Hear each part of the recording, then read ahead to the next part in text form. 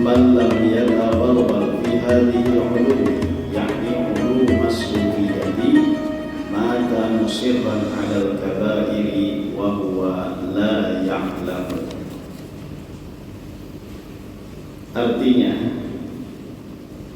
barang siapa yang tiada masuk lagi tiada mahir di dalam ilmu ini, yakni ilmu tasawuf, niscaya mati ia padahal ia mengakali atas beberapa dosa yang besar, padahal ia tiada mengetahui akan yang demikian itu. Jadi ujar Abul Hasan Asyadili, barang siapa nang kada tahu tentang ilmu tasawuf, nah maka bisa karena inya meninggal dunia dalam keadaan mengakali dosa-dosa sedangkan inya kada mengetahui. Ini pentingnya bagi kita belajar ilmu tasawuf. Apa itu ilmu tasawuf? Ilmu tentang adab, ilmu tentang pembersihan hati. Bila kita kada mengetahui ilmu tersebut, ditakut-takutkan, dikhawatirkan kalau karena meninggalnya dalam keadaan berdosa, sedangkan inya kada merasa berdosa. Itu pentingnya belajar ilmu pembersihan hati. Jangan sampai kita ini mengakui bahwa kita nang kawa malakuakan, baik dari segi ibadah ataupun dari segi nang lainnya. Jangan takakui kita, jangan takakui aku. Nah ini pun kada belajar ilmu nang ini nih. Habis semuanya antakakui aku aja seberataan. Aku nang kawa berjalan, aku nang kawa melihat, aku nang kawa mendengar, aku nang kawa berbicara, dan lain sebagainya. Mengakui aku nang kayak ini, itu sudah tak masuk berdosa. Nah sadarlah kita nang kayak ini,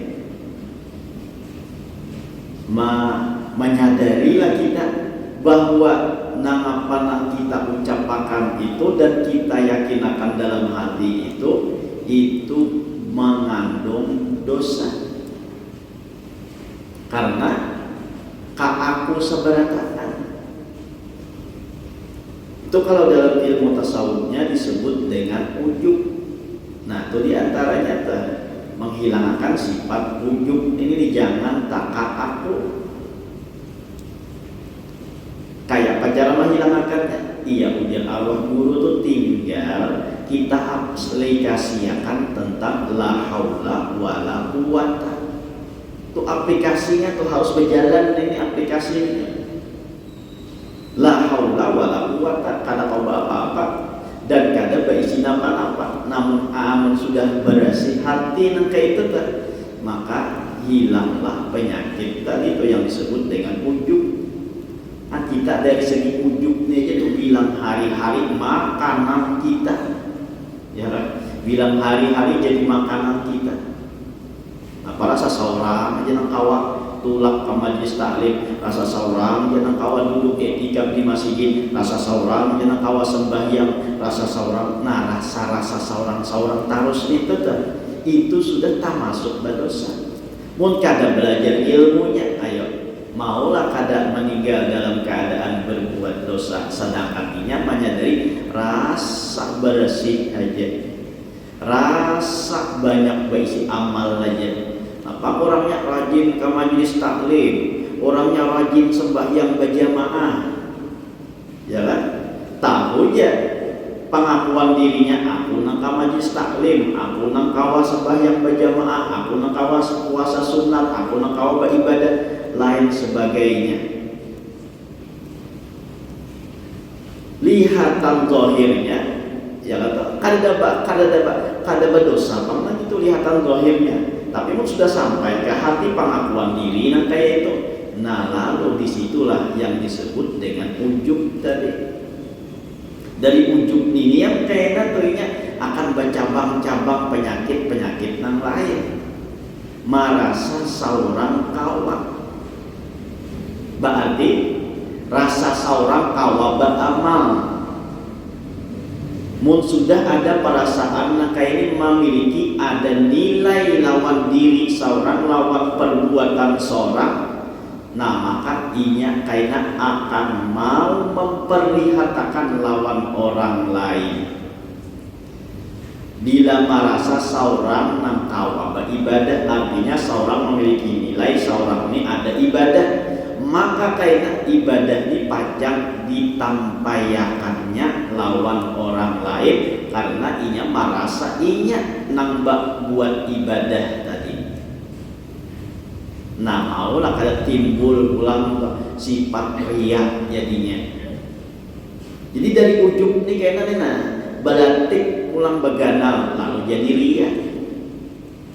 Karena merasa seorang, kalau seorang merasa kada ada isi napa-napa dan kada kau apa-apa, napa nang hendak ditampayakan, napa nang hendak diungahakan, napa nang hendak dilihatakan, kada ada.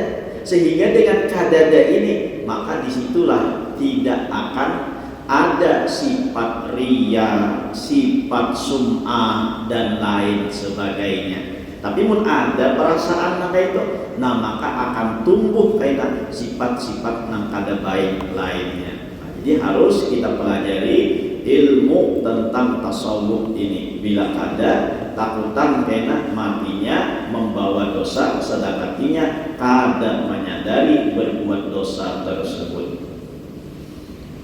Dan kata Syekh Ibnu Ibad rahimahullahu ta'ala di dalam syarah Hikam Ibni Atha'illah rahimahullahu ta'ala, Ibnu Ibad mengatakan di dalam kitab syarah hikamnya Al-Imam Ibnu Atha'illah, wa hadhil ulumu hiya allati yanbaghi lil insani ay yastaghriqa fiha umrahu tawila wa la yaqna'u minha bi katsirin wa la qalilin.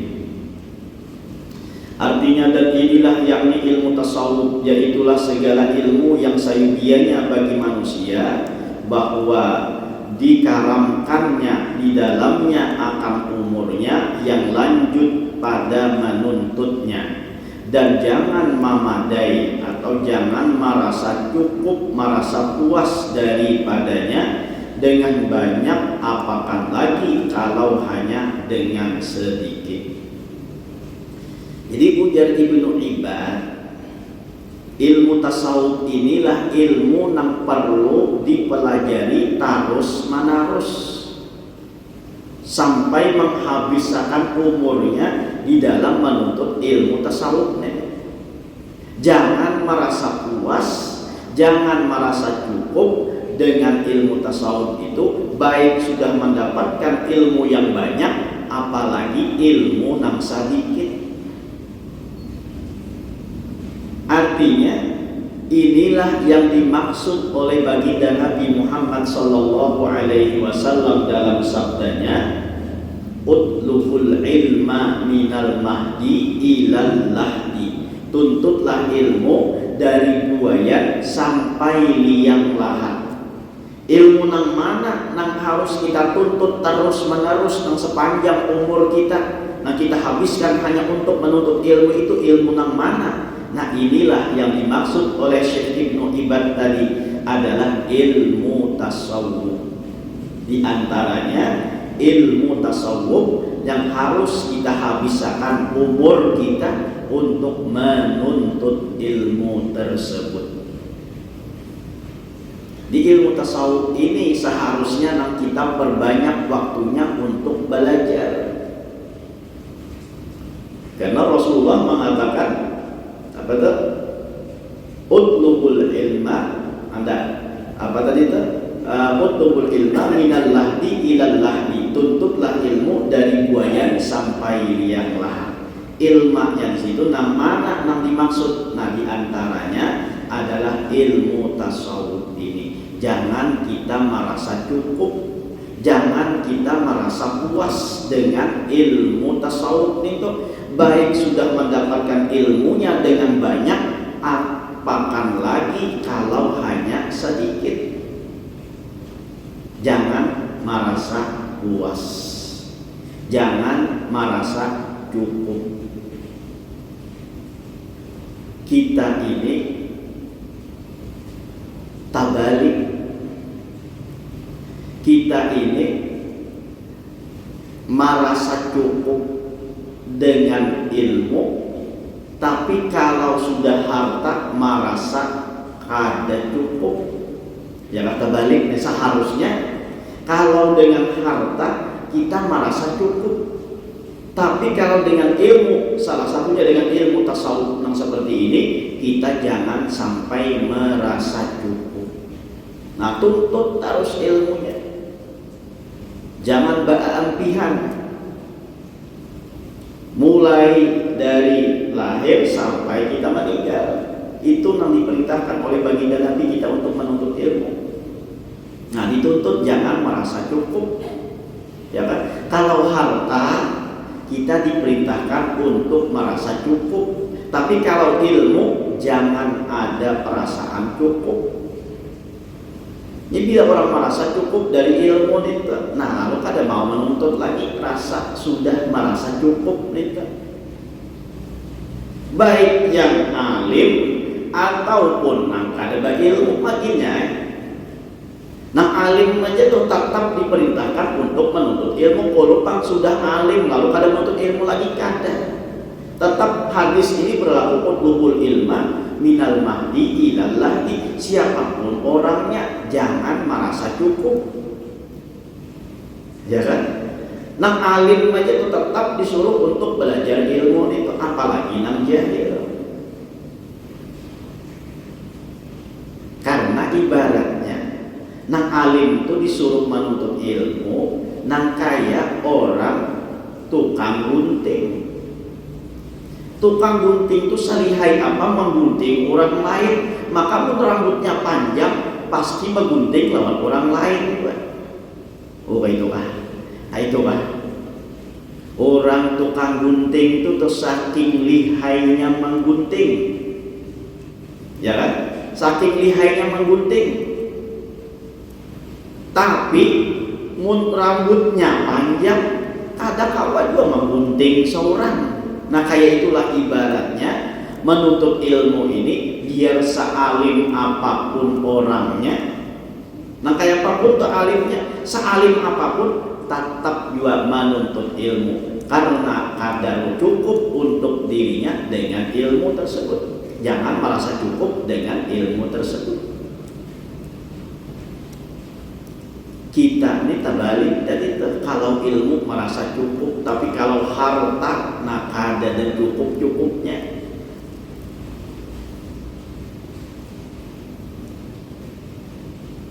Merasa cukup, ya kan? Lalu kada hendak menuntut lagi, apalagi itu perasaan alim pula. Nah, baginya orang yang merasa alim, maka hakikatnya itu adalah orang yang bodoh. Kenapa? Karena ilmu itu luas. Merasanya cukup, merasanya alim, berarti inya tuh masih bodoh, masih jahil artinya tuh. Nah, jadi luangkan waktu kita untuk menuntut ilmu. Ya, alhamdulillah nanti kita dapat taufik hidayah oleh Allah, kawa menuntut ilmu, kawa untuk nanti kawa membagi waktu. Bahkan maasiakan cuaca, kita kadang hendak turun nanti ini. Ya kan? Maksiakan cuaca, kita nyaman di rumah bagaimana kayak ini. Nah, sambil ngopi ya Allah. Nah, minta maaf lah kalau tadi mau ngopi seorang aja. Ya Allah. Maksiakan tuh cuaca nah kayak ini. Wah. Mun kada kuat hati tuh bisa kada turun kita.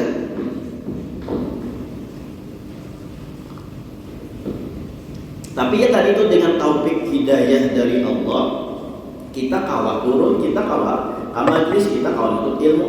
Nah, jangan ada perasaan pulang tuh seorang nang kawa beribadah itu saurang tawa tulak itu syukuri, ini adalah nikmat dari Allah Subhanahu wa taala, berkat taufik hidayah dari Allah. Nah, sehingga Allah memberikan kita taufik hidayah, kawa duduk mereka. Nah, jadi jangan merasa cukup dengan ilmu. Jangan. Sealim apapun, satu hak apapun, jangan ada perasaan merasa cukup dengan ilmu. Kita harus tamak lawan ilmu. Tapi kalau harta, nah di situ kita diperintahkan untuk merasa cukup. Tapi tadi faktanya kita terbalik. Kalau ilmu merasa cukup, kalau harta kada merasa cukup. Di ilmu itu harus dituntut dengan sebujur-bujurnya. Kada kawa ilmu itu dengan khayalan, kada kawa. Harus kita tuntut. Walaupun dengan rintangan yang banyak, harus kita tuntut. Kada kawa ilmu itu dengan angan-angan. Ujar ulama, "Lau kana al-ilmu bil munah ma baqiya jahilun fi wajhil ardi." Andaikan ilmu itu bisa didapatkan hanya dengan berangan-angan, maka niscaya kadada saikum pun di muka bumi ini orang nam jahil. Mun ilmu itu kawa diraih, kawa didapat dengan hanya cara berangan-angan, dengan cara berkhayal-khayal dapat ilmu. Nah, maka ujar ulama, ada pang di muka bumi ini orang nam jahil tertinggal lagi. Sabarataan alim orangnya, amun dengan angan-angan. Imun kita hendak sugih ilmu, nah bagawi menuntut. Kayak halnya kita menghendak sugih harta, bagawi. Itu yang dikatakan oleh Sayyiduna Abu Bakar As-Siddiq radhiyallahu anhu. Salasun la yudraku bi salatin. Al-ghina bil munah. As-sihha al-asyabab bil khidab. As-sihha bil adwiyah. Ujar Sayyiduna Abu Bakar As-Siddiq, 3 perkara yang kada bisa didapatkan dengan 3 perkara. Yang pertama, al-ghina bil munah. Kekayaan itu kada bisa didapat dengan angan-angan. Bila kita hendak kaya harta, begawi. Kayak itu juga bila kita hendak kaya ilmu, menuntut. Kada kawa ilmu ataupun kekayaan itu dicari dengan cara berkhayal-khayal. Ilmu itu kita harus kita cari, harus kita tuntut. Kada kawa kita berkhayal-khayal. Walaupun mendapatkan ilmu itu dengan 2 cara, dengan cara menuntut dan tanpa menuntut. Dapat ilmu itu kita bisa dengan cara menuntut, bisa dengan cara kita kada menuntut. Walaupun itu dengan cara kada menuntut, tapi harus kita tuntut terlebih dahulu dan kita amalkan. Ilmu itu didapat dengan cara dituntut baru dapat. Tapi ada juga ilmu yang kada kita tuntut lalu kita dapat. Itu namanya ilmu laduni. Tapi ilmu laduni ini syaratnya harus mengamalkan ilmu yang sudah dituntut. Kada mau sembarangan pang langsung dapat ilmu, kada. Makanya tadi itu dituntut dahulu ilmunya. Setelah dituntut ilmunya diamalkan. Setelah diamalkan, maka di situ orang bisa mendapatkan ilmu laduni. Man amila bima alima warasahullahu ilmaman lam ya'lam. Barang siapa yang mengamalkan dengan apa yang inya ketahui, maka Allah akan mewariskan ilmu yang ada inya ketahui. Nah, artinya apa tuh? Dapat ilmu walaupun dengan tidak belajar, tapi syaratnya mengamalkan ilmu yang pernah dipelajari. Jadi pun hendak sugih harta ujar siapa tadi Abu Bakar As-Siddiq, maka bagawi kayak itu juga halnya pun hendak kaya dengan ilmu, tuntutlah ilmu tersebut. Al gina bil muna. Nah, jadi kekayaan itu kadang-kala dicapai dengan angan-angan. Sama halnya ilmu itu juga kadang-kala dicapai dengan angan-angan. Jadi rajin-rajin kita nuntut ilmu, apalagi kan di majelis kayak ini, setiap malam ada aja majelisnya, ada aja kan gurunya membacakan. Nah, tinggal kitanya dia lagi membagi waktu, maukah kadakah nuntut ilmunya. Nah, jadi harus kita habiskan ilmu kita ini di dalam menuntut ilmu yang disebut tadi ilmu tasawuf, yakni sayugianya bagi orang yang hendak kemenangan di dalam dunia dan akhirat itu bahwa dihabiskan umurnya itu di dalam mengaji ilmu tasawuf, sama ada yang fardu ain atau yang fardu kifayah di dalam mengamalkan dia dan mengajarkan dia dan memutolaahi akan dia. Nah, jadi di situ kita diperintahkan untuk menghabiskan umur tadi di dalam mengaji ilmu tasawuf, baik dari segi ilmu yang fardu ain ataupun yang fardu kifayah, ataupun di dalam mengamalkan ilmu tersebut, ataupun kita memutolaahi ilmu tersebut. Di situ kita banyak habiskan waktu kita untuk ilmu tasawuf tersebut.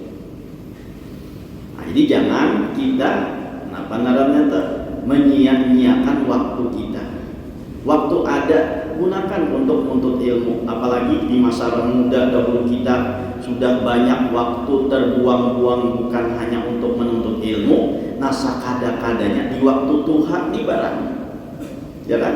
Sudah waktu muda dahulu kita tuntut ilmunya. Nah, waktu Tuhan nih barang dituntut, jangan sampai karena meninggal dunia lalu bawa dosa nang kada dirasa, ya kan?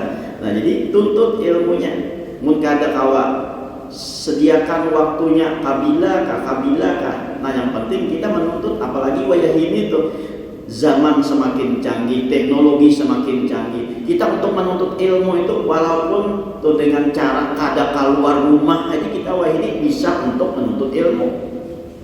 Ya. Mbah wayah ini kan kita tinggal buka aja lagi media sosial, kita buka internet, hendak nuntut ilmu atau kada usah keluar rumah lagi kita kawat nuntut ilmu kita.